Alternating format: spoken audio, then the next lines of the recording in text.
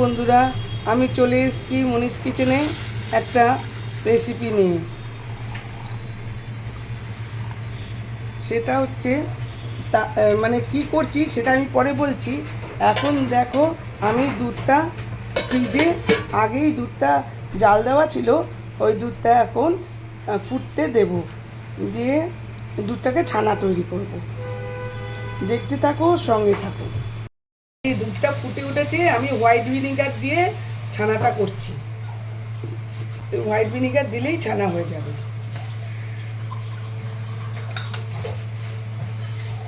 এই যে একদম দেখো ছানা কেটে গেছে।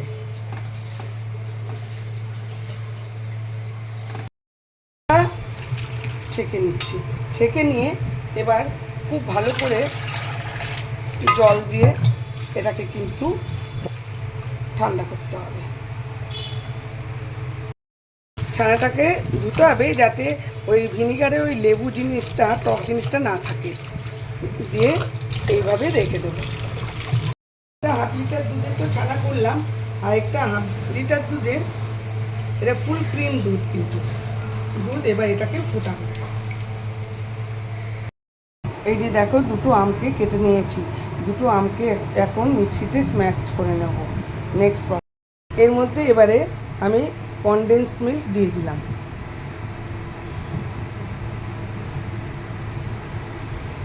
পরিমাণ মতো কনডেন্স মিল্কটা দিয়ে দিলাম। তারপরে এখন পেস্ট করব। দুধ ফুটে গেছে। এইবার এর মধ্যে আমি এই যে কাজু বাদাম আর কিশমিশ যে ভেজে রেখেছি সেগুলো দিয়ে দিলাম। এক্সট্রা ঘিটাও দিয়ে দিচ্ছি, কিছু অসুবিধা হবে না।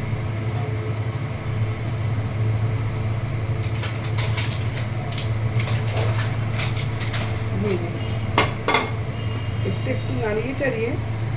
এর মধ্যে আর মিষ্টি দেবো না, তোমাদের দেখালাম তো যে আমের সঙ্গেই একদম কনডেন্স মিল্কটা দিয়ে দিয়েছি। এবারে এর মধ্যে এই ছানাটা দিয়ে দেব। এই যে ছানাটা দিয়ে দিই, ভালো করে এর মধ্যে মেশাতে হবে। গ্যাস নিভিয়ে কিন্তু দেবে তোমরা। আমের পাল্পটা দিয়ে দিই, দিয়ে ভালো করে মিক্সিং করতে হবে। বন্ধুরা দেখো, আমার কিন্তু ডেজার্টটা ছানা ম্যাঙ্গো ডেজার্ট কিন্তু একদম হয়ে গেছে, ডান। এটাকে এবার আমি ঠান্ডা করতে দেবো, দিয়ে ফ্রিজে রাখবো। দেখো, আমার ছানা ম্যাঙ্গোর একদম ছানা আমের আর কি ডেজার্ট ডান। খুব সহজ, খুব অল্প সময়ের মধ্যে হলো, এবং খেতেও দুর্দান্ত হয়।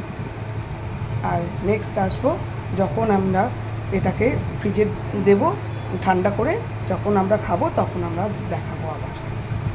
Thank you for watching. আমি শীঘ্রই আসছি আরেকটি ব্লগ নিয়ে।